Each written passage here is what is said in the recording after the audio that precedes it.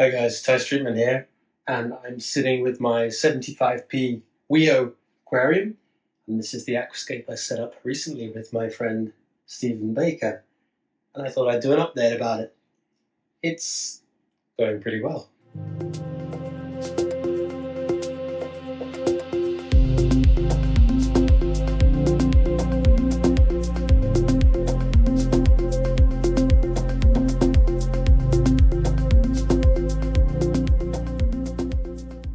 I haven't got quite the amount of lush growth that I've been hoping for.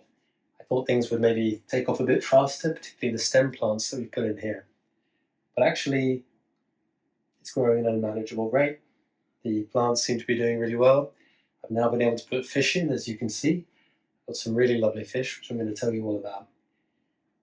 And I'm getting a lot of joy out of this display, even though it's not exploding at quite the rate that I thought it might.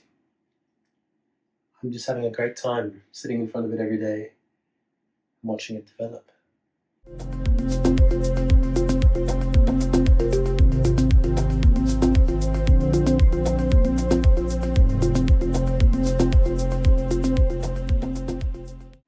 So this display was set up as a traditional nature aquarium. I had a focal point in the center here. You can see with the two pieces of wood slightly not quite symmetrical. You don't want it really symmetrical, that looks so contrived. So I've just got it off. There's a lovely sort of bow, almost U-shaped here. Two big groups of the Java fern Nara, which we put in. The Helanthium tenellum, the pygmy chainsword, which we planted. It's really starting to take off now. It's nice, you can see the root networks in the soil. This is the Tropica aquarium soil. Now I really like the dark effect it has, particularly contrasted with the bright green of the plants. There's a few other bits and pieces I've added in here since we set it up, but for the most part it's the same. I've got the Cryptocoryne purpurea and the Cryptocoryne cordata var siamensis. They are starting very slowly, as crypts do, to establish themselves and develop further. There's the so-called Cryptocoryne bullosa, though we don't think it is bullosa, in the middle here, which is doing its best to adapt. You've got some Cryptocoryne undulatus in the far side there, which is actually doing quite well, even though, as predicted, it's being taken over a little bit by the Hygrophila polysperma in the back corner there. The main plant in the back is the Pogostemon quadrifolius, and also known as Pogostemon octopus. That's beginning to put out lots of little runners. It's filled up a little bit. Normally that plant takes off really quickly, but I'm actually grateful it's not gone totally mad in here because it means a lot of pruning. And in this rear left corner, I've got the Myriophyllum sp. Guyana, lovely plant. And down here, growing again quite slowly but steadily, I've got the beautiful Rotala Vietnam. It's beginning to show a few little bits of pink here and there, so I'm really looking forward to that coming up. Speaking of pink, in the back, I've got the Persicaria sp. Sao Paulo. That's also putting out a few pink leaves, looking really nice, breaking up the monotonous green of the center background. And the Hygrophila polysperma, which is over there, which is mostly green, but also has a few slightly reddish-orange tinges to it. A really nice plant, starting to fill out. One of the things I have added since we set it up is this Bucephalandra. I don't know what the species is. It came out of one of the holding tanks. I just decided I'd put it in here, give it somewhere to live and thrive. The Java moss that we put in here is doing pretty well. Most people, well, proper aquascapers, would not be happy with loose moss kind of floating around. Everything needs to be glued or tied down. I'm not too fussed. I sort of wedge it into corners, and if it comes loose, as it has here, I'll just wedge it back again. What else have we got growing in here? Well, nothing actually. Oh, that's a lie. I have one stem, the tallest one right at the back, of Hygrophila sp. Pantanal wavy, whatever that means. And I've thrown that in here. Looks very similar to the Pogostemon, so we'll see how that does. My hope is eventually the Persicaria and the Hygrophila will be growing out the top of the tank, bringing that scape up and above the surface.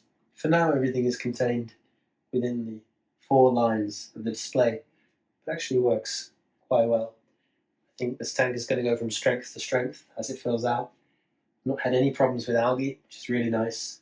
some of the Java fern leaves are a little old and tattered, and I should really go in and pull them out, allow it to put its energy to producing new, nicer leaves.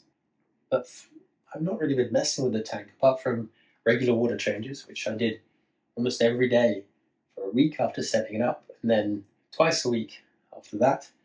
And I've been making sure that the water quality is fine before I add any fishes. Speaking of, I have these lovely Costello tetras.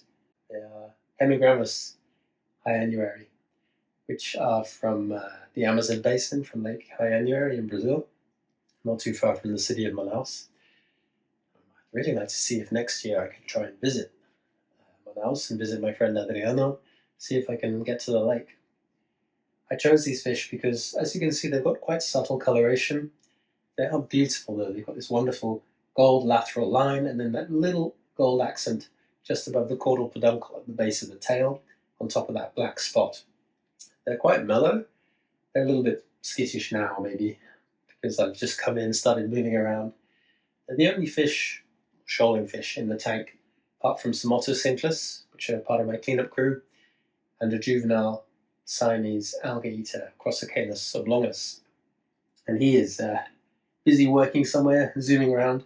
Some pretty hench amano shrimps. In fact, the biggest animals in here are some of my amano shrimps, which have had long service with me.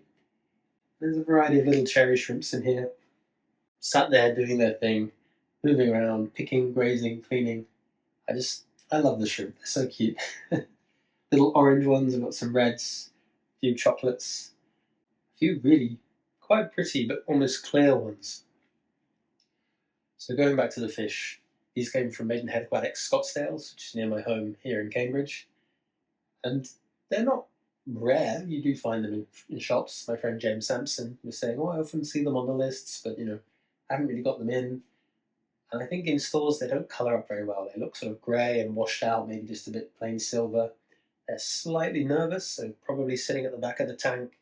People don't really notice them. You bring them home, you give them a nice space all to themselves, and importantly, have quite a few of them. I think there's about 15 or so in here, and that really brings out the confidence. I'll move around. And as I said to Steve in the video when we set this tank up, I was tempted to put things like cardinals and really brightly coloured fish in here and sort of have them pop out at you. But I'm really glad I stuck to my plan of just some mellow, quite subtly coloured fishes. They'll really combine as this tank develops further and becomes this really green cavern, and they will reflect that greenish hue as well, but just those gold accents will stand out really nicely.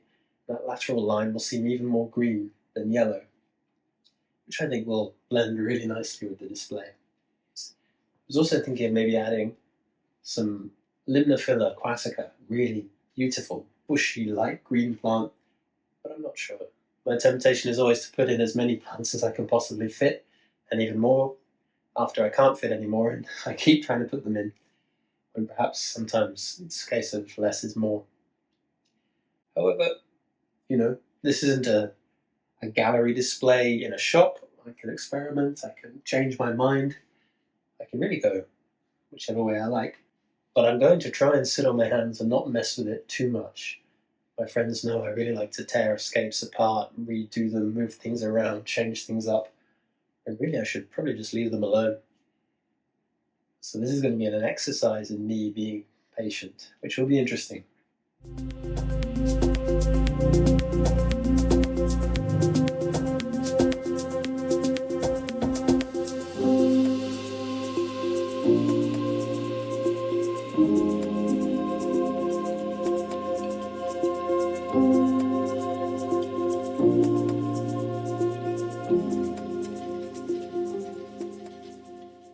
As I said, I've really enjoyed watching this display develop. It's only been running for a couple of weeks, really, since Steve and I set it up. I've got the CO2 going, had a few problems with the regulator, the CO2 regulator, so it wasn't getting the amount of CO2 that it needed. However, none of the plants in here really need CO2, apart from perhaps the Rotala Vietnam, which is why I suspect it's not grown quite as robustly as I hoped it would, and that the growth of the other plants has been a bit damp, if you like. But given the amount of light that I'm putting on it with this 88 Solar RGB. You would think that if there wasn't CO2 going in here, I might struggle with algae, but I think the plant mass, particularly the dense amount of stem plants that I've put in the back, especially the Pogostemon, means that there's just no surplus nutrients for algae to take hold. I'm dosing with Tropica fertilizers, which seem to be doing very well. And the tank seems to be in that moment where you know it's going to develop into something really cool. And it's shaking off that sort of beginner phase. It's like a bird, when a bird hatches, and at first it's pretty ugly, none of the feathers, and looks like a little alien reptile thing. And then it develops a little bit of fluffy down, and okay, you can see its potential, it's kind of cool. And then the real feathers come through, and you think, I know what that's going to turn into. And one day it does, and it takes flight. So this display hasn't quite yet taken flight, but it's on its way there. The fish have decided to be spooked and go and sit over there. They don't like me moving around too much. I was wondering whether to put in a pair of Hyphessobrycon or other dwarf cichlids in here, something moving around the bottom that would maybe make the fish feel more confident. But there's so many shrimp, so many big hermanos moving around here that they sort of do that job for me. I find it really meditative to come and just be here in front of the tank. And as I sit still and just observe the fish, they come out, they start moving around, they start foraging. Some of the males start displaying to each other, which is really nice. I know my friend George Farmer talks a lot about mental health and the way that aquascaping as a creative art form and as a hobby and as connecting with nature can be really, really good for those struggling with mental health. And I think that's very true. I've always agreed with him on that point, and something I've talked about a little bit in the past. I can confess that this last week's actually been pretty hard on me. My dear mum is in the hospital. She had a heart operation this year. Now there's some complications. I felt a bit of I'm not quite sure what, but when I finished writing my book, my Aquatic Habitats book, which has been this incredible pressure for the last couple of years, just really intense, no time to think or breathe or do anything. Suddenly the manuscript was out of my hands, and I imagine it like if you have a train, a runaway train, and maybe the first engine slams on the brakes, but you've still got all the other freight behind it moving up. It's got to go somewhere, that perpetual motion, and it slams in. So after handing in the manuscript, I just suddenly felt a bit overwhelmed, overtired. All the stress and tiredness of the last couple of years really hit me. And I was lucky that I was able to take the energy that I was feeling at that time and turn it into setting up the gallery in here. You can see there's the 60p that I set up with Mark Young of MJ Aquascaping. We'll have a look at that soon as well in a future video. I'll focus on one today. But I was able to put my energy into doing the gallery in here, into being creative, and spending time with my friends like Stephen Baker, who helped me set this up. And that was really helpful. And when I'm worrying, for example, now I'm worried about my mum, I just can come and sit here and mellow out. I feel very privileged. Not everyone has that option, whether it's time, space, money, whatever. Not everyone can fit a tank into their home. I have got a nano display, which we're going to talk about at some point, because I want to show you that you can find a way to fit a tank in anywhere. It doesn't have to be expensive either, which is another theme that we're going to be looking at in some future videos. But this really is an oasis of calm for me, and sometimes things go wrong. CO2 regulators break, filters flood, glassware chips, you drop water on an electric outlet, something like that happens. Things can go wrong. Sometimes you might get a fish that's jumped out or a shrimp and you feel really low. But on the whole, it brings me so much joy. And whilst I want to talk about how to go about setting up tanks, how to try things out, and maybe step away from regular fish keeping, community tanks, into doing slightly more aquascape things or maybe biotope things, really what I want to talk about is just the joy that this brings. And you can have a sense of that joy for joy's sake, or you can also use it and channel it as a tool to help you with whatever you might be dealing with in your life. So I think that's going to be the message of today's video. This tank has brought me so much joy. I'm sure it'll bring me more. I hope to share that with all of you. And I'll be doing some more updates on this as it develops.